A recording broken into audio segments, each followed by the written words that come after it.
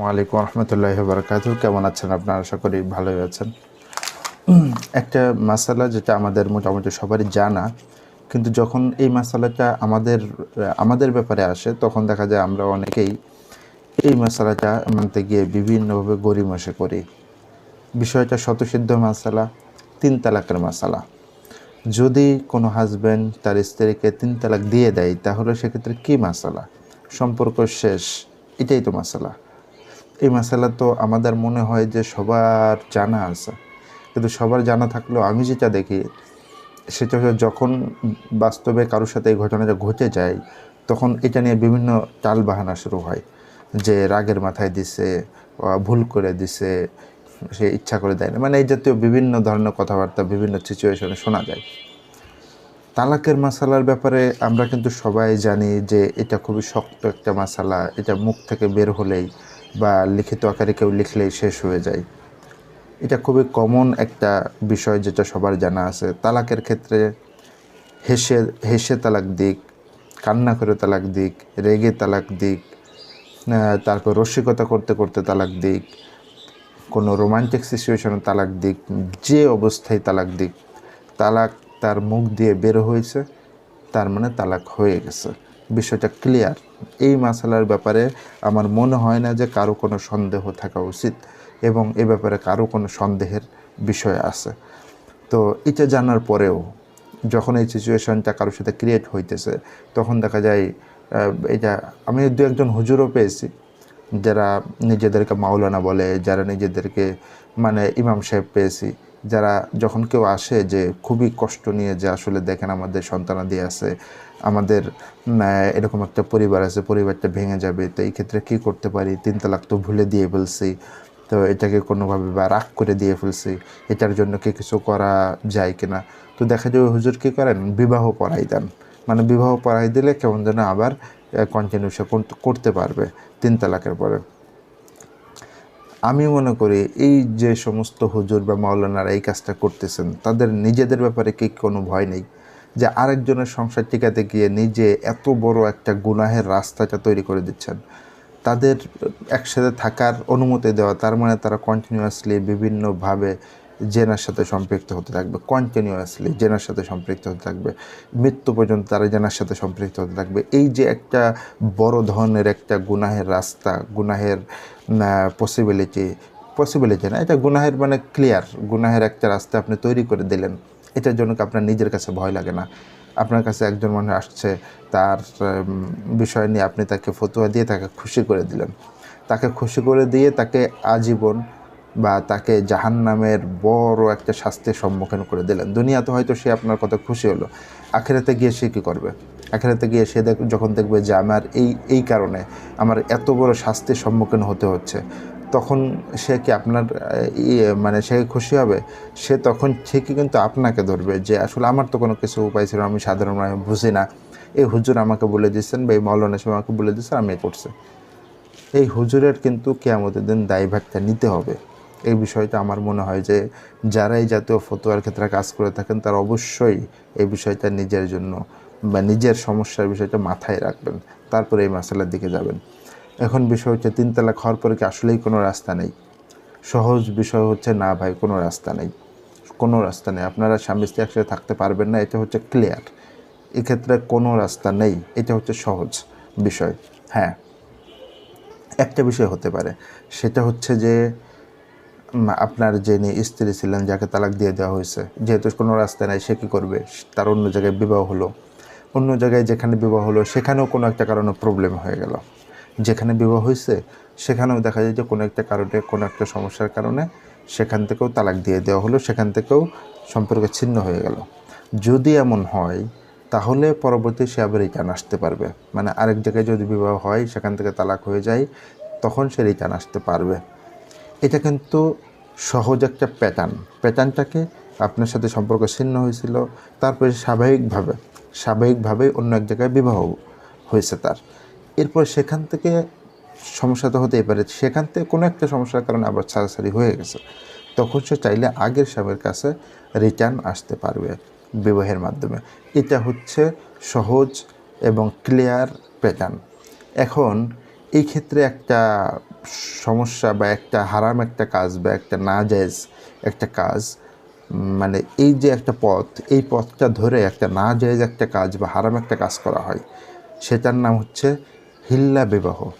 হিল্লা বিবাহ বা এই জাতীয় বিভিন্ন নাম থাকতে পারে। হিল্লা বিবাহর প্যাটার্নটা কী তৈরি করছে, যে সেখানে তো একটা স্বাভাবিক নিয়ম ছিল যে সে যেহেতু ছিন্ন হয়ে গেছে, সে অন্য জায়গায় বিবাহ বসছে, সেখানে কোনো কারণে ঝামেলা হয়েছে, আগের জায়গায় ফিরে আসছে, সহজ একটা এটা আমরা সবাই বুঝি। কিন্তু হিল্লা বিবাহের ক্ষেত্রে যে নিয়মটা করছে, যে বিবাহের সময় চুক্তি করতেছে যে, এবং বিবাহ দিচ্ছে মনে করে যে একজন বৃদ্ধ একজন মানুষের সাথে যার শারীরিক কোনো সক্ষমতা নেই, শারীরিক কোনো নেই, এরকম একজন বৃদ্ধ একজন মানুষের সাথে বিবাহ দিচ্ছে, এবং সাথে সাথে এই চুক্তি হচ্ছে যে আপনাকে শুধুমাত্র এক রাতের জন্য বিবাহ দেওয়া হচ্ছে, এক রাত পরে তারপরে শেষ।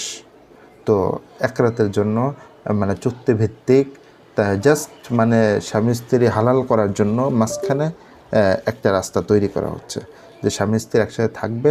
এখন কি করা যায়, এখন বিবাহের তো একটা বিষয় আছে, এই জন্য মাঝখানে এক রাতের জন্য কোনো একজন বৃদ্ধ কারোর সাথে বিবাহের মাধ্যমে তো ওইটাকে হালাল করা হচ্ছে, হালাল করা একটা রাস্তা তৈরি করা হচ্ছে। তো বিষয় হচ্ছে এই কাজটা কিন্তু কোনোভাবেই জায়েজ না, কোনো ইসলামে এই সিস্টেমটা ইসলাম বলে নাই, এই সিস্টেমটা ইসলাম কখনোই বলে নাই। ইসলামের বিষয়ে খুবই ক্লিয়ার ছিল, অন্য জায়গায় বিবাহ হয়ে গেছে, স্বাভাবিকভাবে বিবাহ হয়েছে, এরকম চুক্তি মুক্তি না, এরকম এক রাতের জন্য না, এরকম বিরুদ্ধের সাথে না, স্বাভাবিকভাবে বিবাহ হয়েছে, এটা হলো ইসলামের বিষয় ছিল। কিন্তু এখন যেটা করা হচ্ছে চুক্তিভিত্তিক এক রাতের জন্য বা 2 রাতের জন্য সাময়িক সময়ের জন্য জাস্ট হালাল করার জন্য এই বিবাহটা দেওয়া হচ্ছে, এটাকে বলা হচ্ছে হিল্লা বিবাহ। এখন এটা হারাম কাজ, এতে কোনো সন্দেহ নাই, কাজটা হারাম। কিন্তু কাজটা হারাম হলেও স্ত্রী আগের স্বামীর সাথে বিবাহ বসতে পারবে। বিষয়টা ক্লিয়ার আমি মনে করি হয়েছে, যে কাজটা হারাম, কিন্তু হারাম কাজের মানে হিল্লা বিবাহর যে প্যাটার্ন, হিল্লা বিবাহের যে সিস্টেম, এই সিস্টেম অনুযায়ী বিবাহের চুক্তি মুক্তি হবে, যে এই সিস্টেম অনুযায়ী বিবাহ করা হচ্ছে, এটা হারাম একটা কাজ করা হচ্ছে, কিন্তু তারপরেও স্ত্রী হালাল হয়ে যাবে। হালাল হয়ে যাবে বলতে আগের স্বামীর সাথে বিবাহ বসতে পারবে। এখন এই কারণে এই মানে এই প্যাটার্নটার কারণে অনেকে আর কি গণহারে হিল্লা বিবাহটাকেই প্রচলন করতে চাচ্ছে বা হিল্লা বিবাহের বিভিন্নভাবে ছড়িয়ে দিতে চাচ্ছে। আরেকটা বিষয় আমি বলে রাখি, অনেক বৃদ্ধদের সাথে বিবাহ দেওয়া হয় যার কোনো শারীরিক সক্ষমতা নাই।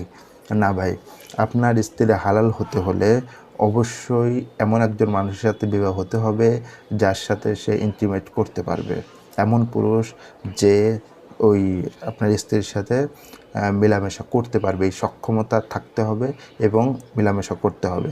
না হলে কিন্তু হবে না। আপনি এমন একজন বিবাহ দিলেন যার এই সক্ষমতা, আপনি জানেন সক্ষমতা নাই, কাজেই আপনি সুবিধা ভোগ করলেন, এটা হবে না।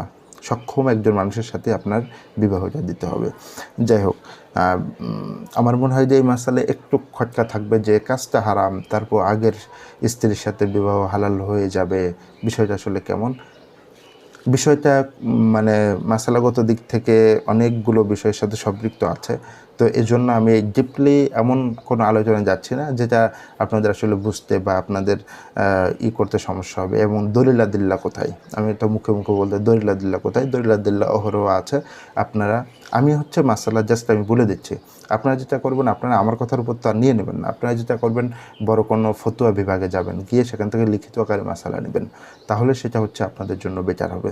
আমার এই চ্যানেল বা এইটা আমার বিভিন্ন মাসাইলের জন্যও না, বা ধর্মীয় বিষয়ের জন্য আমি আর এই চ্যানেল না, আমি জাস্ট বিভিন্ন বিষয়ে কথা বলবো। এর মধ্যে ইসলামিক বিষয় আসতে পারে, কোনো মাসালার বিষয় আসতে পারে, সেটা আমি জাস্ট মাসালা বলে দেবো। কিন্তু আমি এর সাথে বিভিন্ন দলিল-আদিল্লা পেশ করে এটার এদিক সেদিক, এই পক্ষ সেই পক্ষ, কী দলিল আছে না আছে, এই ডিপলি অনেক ভিতরে যাওয়া, এদিকে আমি যাব না। সহজ এবং ক্লিয়ার যে মাসালা, সেই মাসালাটা হয়তো আমি জানাই দিব।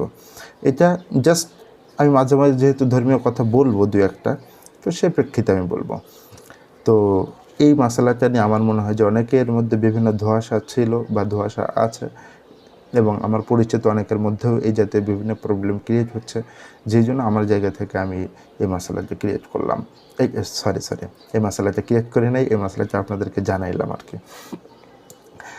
আশা করি সকলে ভালো থাকবেন, সুস্থ থাকবেন, আমার জন্য দোয়া করবেন। ইনশাল্লাহ দেখা হবে নেক্সট কোনো ভিডিওতে, নেক্সট কোনো টপিকে। এখন দেখেন, আমি আমি যদি ভিডিও এডিট করতাম তাহলে এই মশালাটা ক্রিয়েট করছি এই অংশটা আমি কেটে দিতাম, কিন্তু বিষয় হচ্ছে যে আমি কোনো ভিডিও এডিট করি না, যেমন থাকে এভাবে আমি আপলোড দিয়ে দিই। কাজে কথার মধ্যে অনেক সময় কিন্তু মুখ ফসকে অনেক ভুল ত্রুটি বের হয়ে যেতে পারে বা বের হয়ে যায়, যেহেতু আমি ভিডিওতে এডিট করি না, দেখা যাবে যে ওইগুলো থেকেই যাবে। তো এটা নিয়ে অনেক সময় অনেক আপনারা যে মশলাগুলো দেখেন না বা ইসলামিক ধর্মীয় বিভিন্ন বিষয়ে যে কথাবার্তা শোনেন, বেশিরভাগ এডিট করে করে ভুল ত্রুটি বা কথার মাঝখানে যে মুখ ফসকে বের হয়ে যাওয়া বিভিন্ন এগুলো কেটে কেটে সুন্দর করে ফিনিশ করে তারপর হচ্ছে আপলোড দেওয়া হয়। এখন আমার আসলে যেহেতু এরকম সময় নেই যে এত এডিট করে ফিনিশ করে করা, এজন্য হয়তো এই জাতীয় ভুল ত্রুটি থেকেই যাবে, বিষয়টা আপনারা অবশ্যই বুঝবেন। দেখা হবে নেক্সট কোনো ভিডিওতে। আসসালামু আলাইকুম।